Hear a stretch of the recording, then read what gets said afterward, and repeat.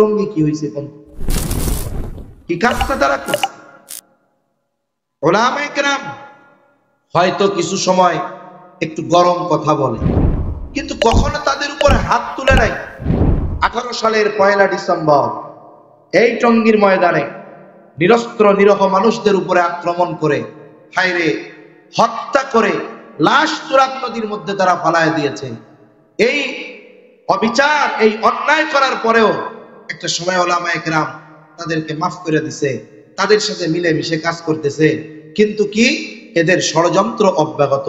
এই যে 5 নভেম্বর উলামায়ে কেরামের আহ্বানে উলামা, তলাবা, সাধারণ জনতা সরওয়ার্দী উদ্যানে একত্রিত হয়েছে। ওখান থেকে উলামায়ে কেরামের সুস্পষ্ট বার্তা ছিল যে এইবারের 2 পর্বের ইজতেমা শুরাই নিজামে, আন্তর্জাতিকভাবে শুরাই নিজামে যেই তাবলীগের কাজ চলে, উলামায়ে কেরামের তত্ত্বাবধানে, শুরাই নিজামের তত্ত্বাবধানে অনুষ্ঠিত হবে। এই ব্যাপারে দৃঢ় চূড়ান্ত সিদ্ধান্ত ছিল। কিন্তু রাষ্ট্রপক্ষ, প্রশাসন, উপদেষ্টারা, সাথে সাথে বৈষম্য বিরোধী ছাত্র আন্দোলনের নেতারা যখন উলামায়ে কেরামের সাথে একটু যোগাযোগ করলো যে দেখেন দেশের পরিস্থিতি নাজুক, আপনারা হকের উপরে, এরপরেও আগের মতো একটু আপনারা চলেন। দেখেন, অনেকে মনে করে উলামায়ে কেরাম উগ্র। না, উলামায়ে কেরাম প্রশাসনের প্রতি সম্মান দেখিয়ে, সরকারের প্রতি সম্মান দেখিয়ে, রাষ্ট্রের বৃহৎ স্বার্থের কথা চিন্তা করে, জনমানুষের কথা চিন্তা করে তারা বলছে ঠিক আছে, অতীতে যেভাবে চলে আসতেছে আবার চলবে। প্রথম পর্বে আমরা করব, আমরা মাঠটাট প্রস্তুত করে করব, এর পরের পর্বে কোনটা করবে। আগে যেমন সাদ সাহেবকে আসতে দেওয়া হয় নাই, এবারও উনি আসবে না, আগের মতো চলবে। প্রশাসন থেকে, রাষ্ট্র থেকে, উপদেষ্টা মণ্ডলীর পক্ষ থেকে যেভাবে বলা হয়েছে উলামায়ে কেরাম ঠিক সেইভাবে মেনে নিয়ে চুপচাপ। জোর শেষ হইল, এরপরে টঙ্গীর ময়দান প্রস্তুত করার দরকার। এ তো একদিনের মাহফিল না যে সুন্দর মতো একটা প্যান্ডেল করে ফেলানো গেল। এটা বৃহৎ এক আয়োজন। উলামায়ে কেরাম, তলাবায়ে ইলম, সাথে সাথে অনেক সাথী ভাইয়েরা এসে এসে যার যখন সময় হয় কিছু খেদমত করে, আঞ্জাম দিয়ে যায়, কাজবাজ করে, এখানে থাকে, পাহারা দেয়, কারণ দুষ্কৃতিকারীরা যেন ক্ষতি না করতে পারে। এভাবে রাতের গভীরে উলামায়ে কেরাম, তলাবা, তারপরে সাধারণ মানুষ, কেউ পাহারা দিচ্ছে, অল্প কিছু মানুষ, কেউ তাহাজ্জুদে আছে, কেউ ঘুমন্ত অবস্থায় আছে।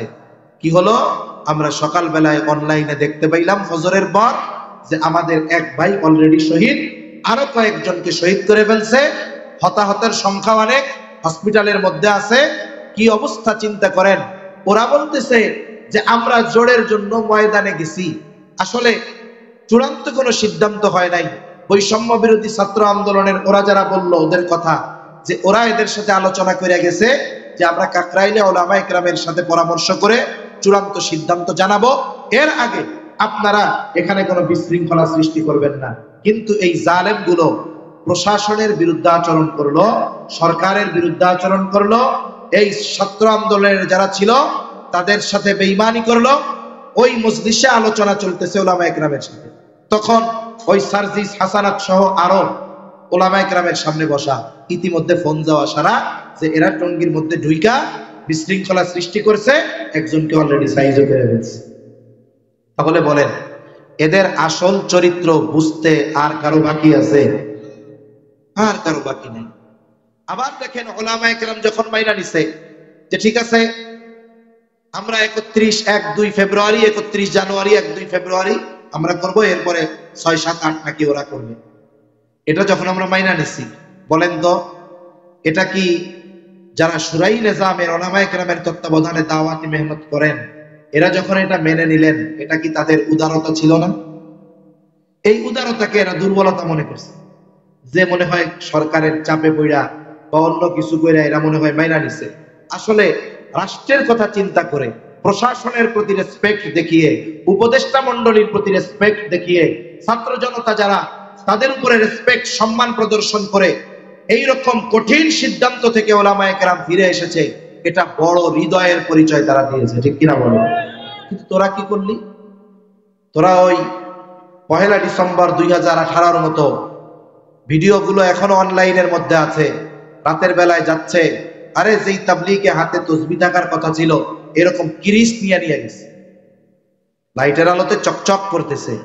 আবার আরেকজন বলল আমি ওইটা দেখি নাই, আরেকজন একটা লাইভে বলছে ভাই এরকমও শোনা গেছে যে ওই সাতপন্থীদের একজন, আমি এই বিষয়গুলো নিয়ে কিছু বলতাম না আলোচনা, কিন্তু না বললেই নয়, বলে সাতপন্থীদের এক আলেম আব্দুল্লাহ মাসরুর কাসেমি নাকি সে এক বই লিখছে, বইয়ের মধ্যে লিখছে যারা আমির মানে না, সাদ সাহেবকে আমির মানে না, এরা হলো এদেরকে হত্যা করা ওয়াজিব, ওয়াজিবুল কতল, এদেরকে হত্যা করা কি ওয়াজিব।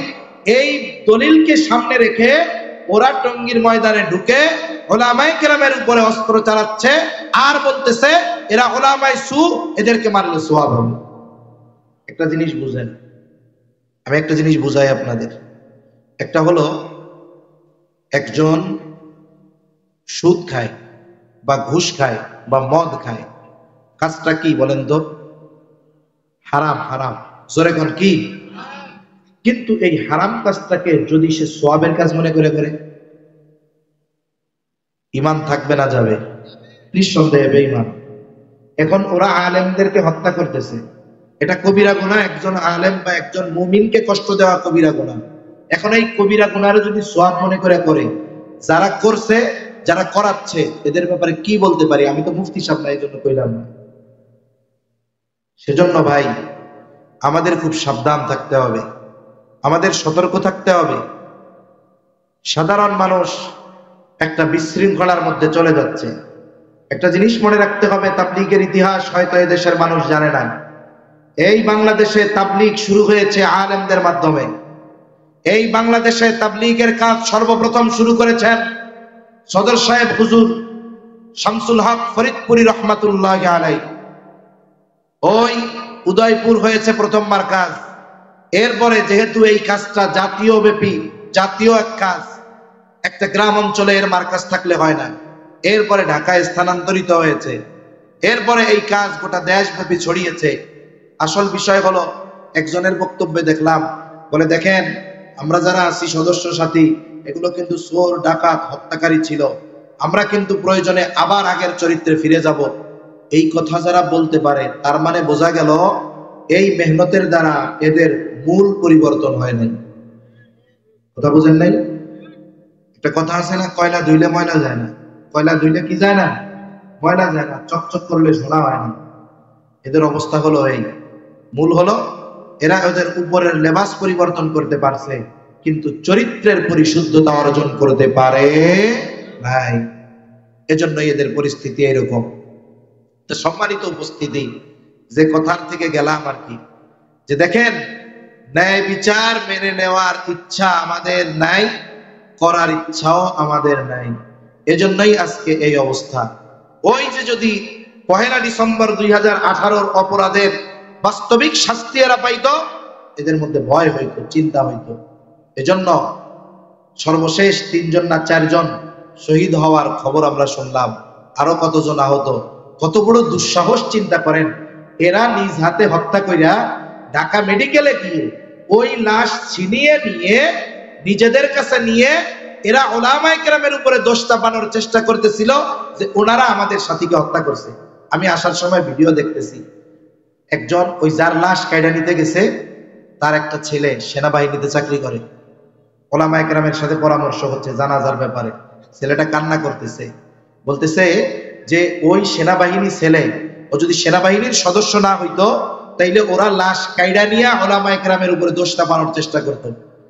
হত্যা করার পরেও কত বড় স্পর্ধা যে এই মানুষগুলো যাদের হত্যা করছে তাদের লাশ আবার কেড়ে নিয়ে উলামায়ে কেরামের উপরে দোষ চাপানোর জন্য চেষ্টা করছে। আপনি চিন্তা করছেন, এ কসুর তাবলীগের দরকার নাই, এ সাতার তাবলীগের দরকার নাই। এদেরকে অচিরেই এদের অপরাধের একেবারে সর্বোচ্চ শাস্তি যদি না দেওয়া হয়, এদেশের মুসলিম জনতার সাথে বেঈমানি করা হবে। ঠিক কিনা বলে? মনে রাখতে হবে, দ্বীনি কাজ, দাওয়াতি কাজ, এটার পরিচালনা উলামায়ে কেরাম করবেন। যদি এদেশে তাবলীগের কাজ চালাতে হয়, সোজা কথা, উলামায়ে কেরামের তত্ত্বাবধানে চলবে। আপনারা বলতে পারেন হুজুর আপনারা তো এত আগে এটার সাথে ইনভলভ ছিলেন না, এখন এত জড়ায় কড়ায় ধরছেন কেন? এর মধ্যে কি মধু আছে নাকি? আরে মিয়া, মানুষ মায়ের খেতেছে না, মধু কিসের আছে? বলে শুনেন, যখন একটা কাজ সঠিক পথে চলবে তখন তো এই জায়গায় আর বাগড়া দেওয়ার দরকার নেই। যখন কাজটারে আঁকা বাঁকা নষ্ট করে ফেলতে যাবে, তখন এখানে অবশ্যই যাদের চোখে ত্রুটি বিচ্যুতি ধরা পড়বে তারা এটা পরিশুদ্ধ করার, সংশোধন করার চেষ্টা করবে, ঠিক কিনা বলেন? সেজন্য উলামায়ে কেরামের তত্ত্বাবধানে তাবলীগ পরিচালিত হওয়া দরকার। উলামায়ে কেরামের তত্ত্বাবধানে যদি না হয়, তাহলে এটারে যেটা খুশি সেটা তারা বানায় ফেলবে, একটা বিশৃঙ্খলা সৃষ্টি করবে। আর বিষয়গুলো হলো, সমস্যাগুলো কি, এটা বাহির থেকে অনেক কিছু বোঝা যায় না। এই সমস্যাগুলো জানার জন্য আমাদের উলামায়ে কেরামের কাছে যাওয়া দরকার। মনে রাখবেন, উলামায়ে কেরাম এ জাতির খারাপ চায় না, এ জাতির কল্যাণ চায়, ভালো চায়। কারণ উলামায়ে কেরামের তো এই দেশে বিশৃঙ্খলা সৃষ্টি কইরা বিদেশে পালায় যাওয়ার মতো কিছু নাই। আজ পর্যন্ত কোন হুজুরের কানাডায় বাড়ি পাইছেন? কোন হুজুর টাকা পাচার করছে? আরে আমাকে তো এই দেশেই থাকা লাগবে। এজন্য এই দেশে বিশৃঙ্খলা সৃষ্টি করে আমরা কোন জায়গায় যাবো? এজন্য আমরা চাই যে এদেশের মুসলমানেরা সঠিকটা বুঝুক, সঠিক পথে থাকুক। আর সরল মনা মুসলমান যারা আছে এদের কাছে অনুরোধ করব, গুটি কয়েক কিছু ভ্রান্ত মানুষের কথার ফাঁদে পা দিয়ে আপনারা আপনাদের ঈমান আমলকে নষ্ট করবেন না, এটা আপনাদের কাছে অনুরোধ।